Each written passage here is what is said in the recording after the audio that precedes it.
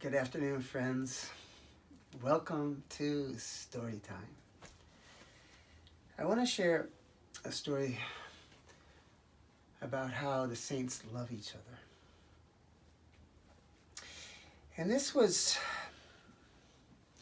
it must have been at least 30 years ago, I think. I was in India at Maharaji's temple in Kenchi. And after Maharaji left his body, all his temples were cared for by an elderly woman named Siddhi Ma, who had been Maharaji's disciple for so long. She and her husband both. So I was there with some friends, and after a time, I decided that I wanted to make a pilgrimage to Badrinath, which is way up in the Himalayas, and it's the northmost sacred Vaishnava pilgrimage place in India. South is Rameshwaram, east is Jagannath Puri, west is Dwarka. So, preparations were made. We arranged for a car, my friends and I, and then Siddhi Ma came to me and she said, "I have a package for you to deliver." And I said, "Okay, but tell more." And so she gave me this big package. It had several beautiful new blankets. It had pounds of wheat, pounds of beans, pounds of the other grains and stuff. And it was all wrapped up beautifully by Siddhi Ma. And she said, "There is a saint in Badrinath named Bhagavati Mai. And she's an old friend of mine. And I want you to give this to her from me." And I said, "Well, how will I find her?" And she said, "Don't worry, you'll find her." So she and some of the other people at the ashram in Kenchi gave the driver very specific directions on how we should get to Badrinath. It's about a 2-day drive. Well, we arrived there sometime the next day and settled into our dharamsala, which means guest house. And then I had the task of delivering this package. So I walked all around and nobody spoke English. And I was asking people, "Do you know Bhagavati Mai?" And everybody said, "No, I don't know who that is." And then until I came to one person and I said, "Do you know who Bhagavati Mai is?" And he pointed up to the cliff. It's like this really sheer rock cliff that was overlooking the river. At this person, she was wrapped in many blankets.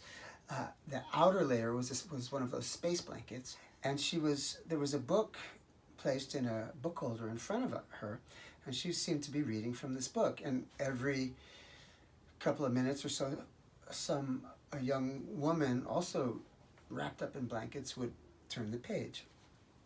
So I looked at her and there was a very strong presence. So I figured, well, I can't go up to that cliff, so I'll just wait. And the day went by, and my consciousness, my mind, whatever I was doing, somehow my heart was just completely connected to this woman who was up there in the cliffs. And over the course of the day, she shed blankets, almost like a snake sheds skins, because in the daytime it was getting warmer and warmer, till finally I could see that she was just sitting there wrapped in what looked like a couple of burlap bags.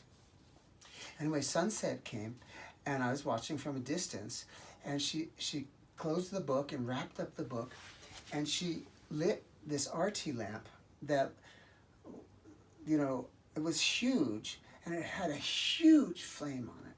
And she stood up and she started doing puja, doing arti to all the mountains around her. She was, turning 360 degrees, and I couldn't hear her still, but it was this incredible Cecil B. DeMille mega epic vision of this woman giving praise to nature. Anyway, then that was put out, and she and her a handful of disciples came down from these cliffs and walked through the town to their place where they lived. And as she walked by, she was singing, and it was this high voice. I have no idea what she was singing, but she was repeating all these prayers. And when she came to me, I kind of, interjected myself and said, Siddhi Ma asked me to give this to you. And her disciple took it, and she kind of acknowledged me and then just kept walking. So the next day, some friends and I went to find her ashram, and we saw that this ashram was actually, a deserted kind of room at the bottom of a ramshackle, deserted hut. And we just came, and I reminded that we came from Siddhi Ma, and she was very, very sweet, and she put out these burlap bags for us to sit on, and fed us prasad of halwa, of suji halwa, cream of wheat halwa. It was very yummy, very sweet, very greasy, and I saw that she and her disciples, all they wore was burlap, and these discarded bags. But they were cooking the rice and the beans that Siddhi Ma had sent.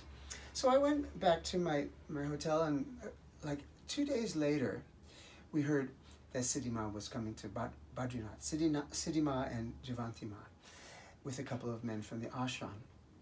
So I waited that day, and when she finally came, I saw her, and I said that we had given the parcel to Bhagavati Mai, and she said, go to the ashram tonight, I'll be there, and you can sing some kirtan. So that evening I walked over, and I saw Bhagavati Mai was sitting in front of Siddhi Ma. She was weeping and weeping and weeping, and Siddhi Ma was holding her, and Bhagavati Mai was saying, the temple has been closed, meaning Badrinath temple, until you came, until Mother came. It was amazing to see this renunciate, this sadhu who had so much spiritual energy. She was just weeping at the presence of Siddhi Ma. And she said, Badrinath has been closed, and now it is finally open. And then we went inside and we sang kirtan. It started to rain, and all the leaks started to drop on us, and I was getting a little uncomfortable.